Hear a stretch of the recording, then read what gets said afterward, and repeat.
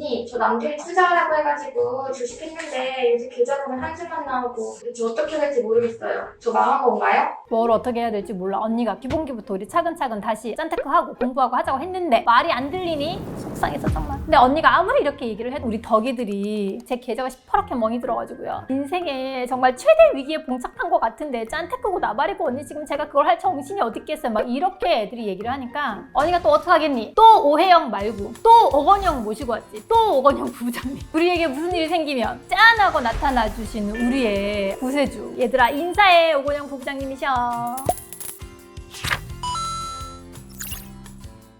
네, 안녕하세요. 또 오해영보다 또 오건영 괜찮았나요? 아, 좋았습니다. 부부장님 지금 돈덕이가 좀 전에 얘기했던 것처럼 네. 코로나 때 너도 나도 아무나 아무 때나 다 투자를 해도 수익이 막 쫙쫙 나고 신난다. 역시 나는 투자를 위해서 태어난 아이야. 이렇게 하다가 그렇죠. 금리 올라가기 시작하고 인플레이션 오고 계좌의 수익률이 뚝뚝뚝 떨어져서 지금은 아예 계좌를 열어보고 싶지도 않고 솔루션도 못 찾겠고 그러니까 그냥 방치를 해놓고 그러니 부부장님이 오셔야 되셨겠어요? 안 오셔야 되셨겠어요? 네, 열심히 하겠습니다. 상황이 어떻길래 저희 계좌가 이렇게 시퍼르딩딩해진 겁니까? 41년 만에 인플레이션이라는 말이 첫 번째 나와요. 그러면 41년 동안은 보지 못했었던 일이 벌어졌다는 얘기죠? 역대급 예, 그렇죠. 인플레이션. 만약에 이제 30대 분들 같은 경우는 한 번도 못 보셨다는 얘기잖아요. 저도 그래서, 태어나고 나서 이렇게 뭔가 물가가 가파르게 올랐던 적이 있나 싶어요. 네, 그렇죠. 두 번째 나오는 얘기가 금리 인상의 속도가 2004년부터 봤을 때는 한 번도 이렇게 빠른 적은 없었어요. 요번에 이제 0.75%만큼 미국이 금리를 올렸는데 1994년도 11월 이후에는 처음이에요. 금리가 그만큼 빠르게 오른다는 얘기죠. 우리가 주식이라는 관점에서만 생각을 해보면 기본적인 틀에서 말씀드리면 주가는 이제 기업의 실적이 중요하다. 그렇죠. 금리가 올라갔고 물가가 뛰었죠. 그럼 기업 입장에서는 이자 비용이 늘었겠죠. 물가가 올라갔다는 얘기는 그만큼 원료값이 올라갔다는 얘기죠. 그러네요. 그러면 손익이 줄어들었을 거잖아요. 매출액이 늘어야 되는데 문제가 하나 있어요. 금리하고 물가가 이 기업에만 적용되는 게 아니라 소비자들도 똑같은 상황이라는 거죠. 소비가 위축될 그렇죠. 수밖에 없네요. 소비가 위축이 되면 매출액이 줄어들게 되고 비용이 올라가게 됩니다. 매출이 줄고 비용이 올라가면 손익이 주저앉아 버리죠. 손익이 주저앉아 버리면 주가에는 악영향을 주게 되겠죠. 이런 것들이 경제를 둘러싼 그 환경도 안 좋게 만들 것이다. 이런 생각들이 들게 되니까 기본적으로 이제 주식시장도 굉장히 긴장하는 모습입니다. 그래서 꼭 기억하실 건 뭐냐면 역대급 인플레이션이 찾아왔다는 것, 참 오랜만에 이렇게 빠르게 금리가 올라가고 있다는 것, 이 두 가지가 주식시장을 흔들고 있다는 것, 요 세 가지가 지금 현재를 둘러싼 환경이다. 이렇게 보시면 될 것 같아요. 지금 사실 러시아랑 우크라이나 전쟁 때문에도 원유 가격, 천연가스 가격이 올라갈 수밖에 없을 것이고 제품의 가격은 더 비싸지는 인플레이션을 더 가중시킬 수밖에 없는 지금 이런 상황이 되는 거잖아요. 그렇죠. 제가 궁금한 건 그거예요. 그러면 전쟁이 좀 정리가 되면 인플레이션이 덜하지 않을까? 뭐 이런 생각이 드는데 그런 영향이 좀 있을까요? 전쟁이 끝나면 큰 도움이 되는 건 팩트입니다. 저도 참 많이 바라는 소식 중에 하나고요. 근데 이제 하나만 말씀을 드리면 전쟁이 나기 전에도 인플레이션이라는 단어가 이미 언론에서 대서특필이 되고 있었어요. 물론 그때는 30년 만에 인플레이션이라는 단어였는데 그게 40년 만으로 바뀐 거죠. 이미 작년 12월 올해 1월에 들어와가지고 전쟁 직전에는 미국의 소비자 물가 지수가 6에서 7%까지 이미 올랐어요. 그 유동성으로 인해서 네. 인플레이션이 생각보다 많이 생긴 거네. 이게 무엇이 얼마나 많은 영향을 줬는지를 구분하기 전에 어떻게 보면 이 둘이 만나가지고 더 강한 효과를 만들어냈을 수도 있거든요. 근데 이게 무슨 얘기냐면 2020년도 3월에 코로나 사태가 딱 터졌을 때 미국 정부나 미국 중앙은행 같은 경우는 정말 두려웠을 거예요. 왜냐하면 일반적으로 이 코로나만 없었으면 경제가 돌아갈 수 있었는데 안 망할 수 있었는데 코로나 때문에 진짜 우량한 애들도 다 망할 수 있는 거잖아요. 이러면 되살릴 수가 없어요. 죽은 애를 되살릴 수는 없거든요. 어떤 애도 죽으면 안 돼. 이 생각이 되게 강했던 거고 이로 인해서 망하게 되면은 일본식의 디플레이션, 장기 침체 우려가 크다라고. 그렇죠. 그게 무서웠던 거죠. 그래서 정말 역대급의 돈을 풉니다. 금융위기 당시에 금융시장 다 녹을 때 7천억 달러를 줬어요. 2008년도에는 그 0.7조 달러를 주는 것에 대해서 의회에서 어떻게 납세자들의 혈세를 금융기관들한테 나눠줄 수가 있냐. 말이 되냐. 7천억 달러도 절대 안 된다고 했는데 코로나 때는 워낙 상황이 급하니까 2.2조 달러를 원샷에 줍니다. 인프라 투자 같은 거, 그러니까 일자리를 창출해줘가지고 거기서 사람들이 일을 해서 월급을 받는 구조가 아니라 그냥 캐시로 쏴줘요. 한 방에 원샷에. 자, 근데 거기서 안 끝나요. 2차 코로나 웨이브가 있었거든요. 2020년도 12월에 9천억 달러를 한 번 또 원샷으로 쏴줘요. 여기서 안 그쳐요. 21년도 3월 달에 바이든 행정부에서 딱 들어와가지고 1.9조 달러를 줘요. 그러면 2.2, 0.9, 1.9 합치잖아요. 거의 5조 달러예요. 정말 역대급으로 그렇죠. 돈을 그냥 그것도 캐시로 바로 거의 찔러줬고 5조 달러가 어마어마한 소비 여력을 만듭니다. 보조금 많이 받았지, 금리 싸니까 이자 비용 안 나가지, 물가 싸니까 뭐 물건 살 때 전혀 두려움이 없지, 사람들이 소비를 엄청나게 늘려요. 근데 수요가 크게 폭발했는데 공급이 못 따라가고 있는 거잖아요. 그러면 공급이 못 따라가는 만큼 수요가 크니까 이 구간만큼은 물가가 뛰게 되겠죠. 그러면 공급이 따라 올라가 줘야 되는데 문제가 하나 생긴 거죠. 러시아 우크라이나 터지죠. 경제학 측에는 수요가 있으면 이 공급업자들은 그냥 만들면 돈 버니까 만들면 된다고 나와요. 근데 현실은 아니죠. 이 수요가 일시적으로 폭발을 한 거지 내가 어떻게 알아. 그렇죠. 이렇게 설비를 늘려놓고 한 것에 대한 이 비용은 내가 계속해서 갚아나가야 되는 돈인데 그렇죠. 그러면 보수적으로 그렇죠. 보수적으로 나오죠. 네. 그러면 수요가 터졌는데 공급이 올라가는 속도가 느리겠죠. 그리고 중국의 그렇죠. 셧다운도 있었죠. 그럼 이런 것들이 얽히고 설키고 하니까 물가 상승세가 굉장히 크게 나타났던 거예요. 이렇게 물가가 올라갈 수밖에 없는 여건이 조성이 되어 있고 기업들의 실적에는 좋을 게 하나도 없는 거죠. 주식시장은 사실 기업들이 성장한다라는 기대감으로 올라가는 거일 텐데 그러니 투자를 내가 왜 해? 팔아야지. 팔자 할 수밖에 없는 환경인 거네요. 요즘 나오는 얘기 중에 스태그플레이션이라는 단어가 있어요. 스태그플레이션은 성장은 둔화가 되는데 물가는 올라가는 현상을 말해요. 소득은 줄었는데 물가가 오르면 더욱더 소비가 위축이 되겠죠. 스태그플레이션 국면에서는 주식시장이 상당히 고전하는 경향이 있어요. 1970년대가 그랬어요. 그때 당시에는 미국 S&P 500 지수가 그렇게 많이 못 올랐어요.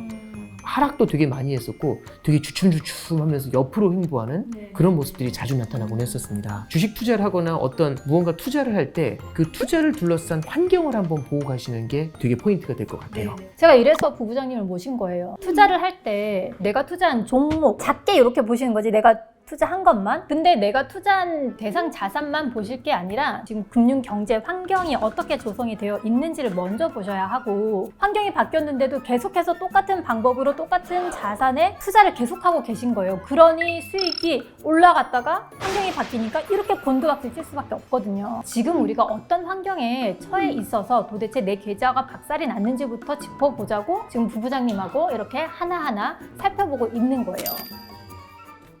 자, 그러면 이제 우리가 금리도 또 네. 봐야 되지 않겠습니까? 네. 지금 환경에서 가장 중요한 게 사실 인플레이션과 다른 축은 금리니까요. 네. 금리를 올리는 게 나랑 무슨 상관이야? 뭐 이럴 수도 있어요. 인플레이션을 먼저 말씀드리면 네. 물가가 오르는 거잖아요. 네. 물가가 오른다는 거를 뒤로 뒤집으면 화폐 가치가 떨어진다예요. 아, 그렇죠. 내가 오늘 10,000원 주고 살 수 그렇죠. 있었던 것을 내일은 20,000원 주고 사야 돼. 그렇죠. 그러면 물건 값이 오르지만 내 돈 가치는 떨어지는 거죠. 자, 그러면 금리는 뭐냐면 돈의 가격이에요. 화폐의 가치가 떨어진다라고 하면 떨어지는 걸 막아줘야 되잖아요. 그럼 금리를 올려주면 돼요. 예를 들어서 제가 100원이 있습니다. 네. 지금 100원짜리 물건을 살 수가 있어요. 근데 물건을 안 사고 1년 동안 항아리에 묻었는데 1년이 지나서 100원짜리를 살려고 갔더니 물가가 올랐어요. 105원이 된 거예요. 근데 내 돈은 여전히 100원이야. 구매력이 떨어졌죠. 화폐 가치가 떨어진 거잖아요. 이걸 항아리에 안 묻고 은행에 예금을 했어요. 그럼 얘가 100원짜리가 105원이 됐다고 해볼게요. 이자 받아갖고 105원이 그렇죠. 됐어. 그러면 구매력이 보존이 됐죠. 그러네요. 우리가 예금을 하는 이유는 물가가 오르는 만큼 현금의 구매력을 보존시키기 위해서 금리를 이제 받는 거예요. 그 예금을 하는 거죠. 근데 만약에 예금 금리가 2%밖에 안 돼요. 1년이 지나도 100여 근데 원 2원밖에 안 됐어. 그럼 못 사. 그 그렇죠. 물건을. 누가 예금을 하겠어요? 안 하지. 예금을 안 하고 그때 그냥 물건을 사버리고 사버리면 되죠. 말지. 그래서 첫 번째는 물가하고 금리가 굉장히 밀접한 연관을 두고 있는 이유는 물가보다 금리가 낮으면 물가가 더욱더 강해지겠죠. 그래서 중앙은행이라는 애들이 있어요. 화폐의 가치가 떨어지는 걸 막아야 되죠. 그럼 뭘 해주면 되냐면 금리를 올려줘야 돼요. 그래서 중앙은행들을 그렇죠. 인플레이션 파이터라고 부르는 그렇죠. 거죠. 금리가 너무 낮으면 다들 물건을 사요. 그럼 미래에 살 걸 갖다 미리 땡겨 사거든요. 집값도 오를 것 같으니까 미리 땡겨서 영끌해서 사잖아요. 그럼 물가가 더 빠르게 올라갑니다. 그래서 중앙은행은 금리를 빠르게 올려가지고 인플레이션을 잡으려고 한다.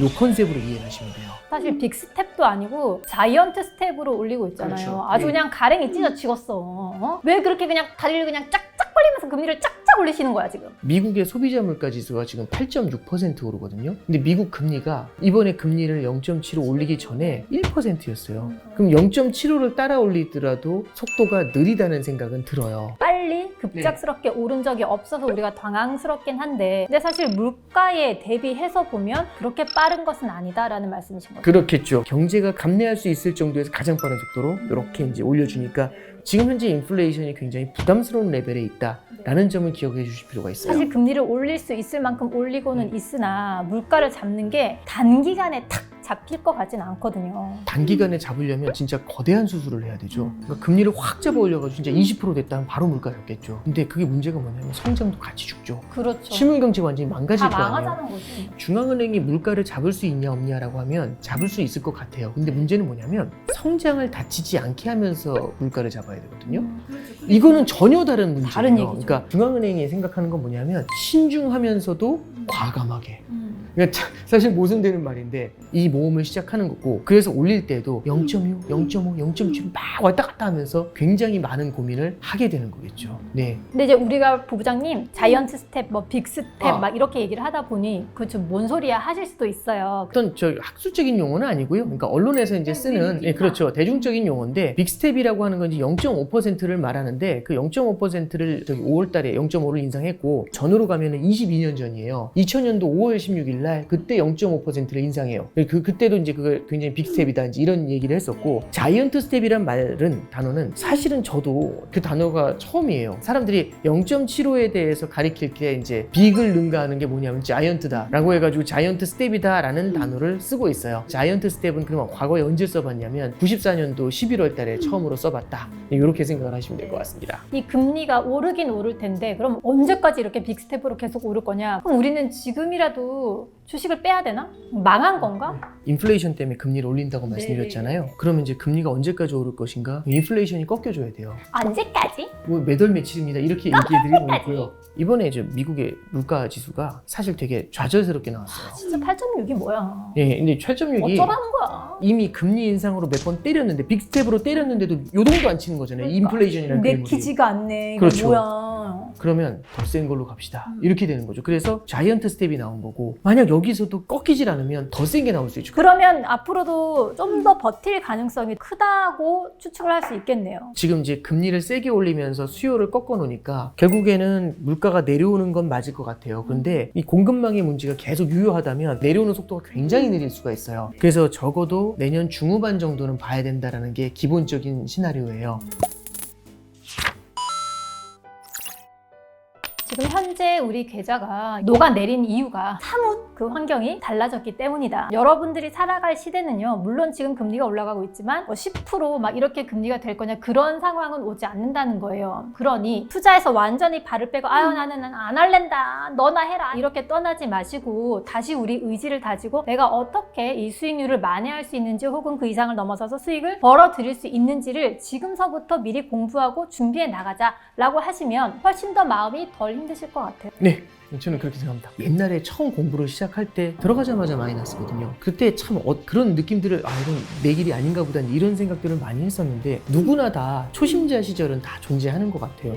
경리육직이 되기 위한 그 어려운 과정을 우리는 거치고 있다. 그런 관점에서 한번 보시면 더 좋을 것 같습니다. 그래서 덕이더라 언니가 우리 부부장님이 이번에 한 번으로 끝내지 않고 한 해 더 말아가지고 굴비 엮듯이 또 엮었어 언니가. 그럼 거기에 따라서 우리는 어떻게 대응을 해야 되는지 전략을 짜고 뭐 이런 시간을 우리가 한 번 더 가지면 훨씬 좋을 것 같아. 어때 덕이들 좋지? 오케이지? 우리 다음 시간에 부부장님 모시고 좀 더 재밌는 얘기로 또 만나. 안녕.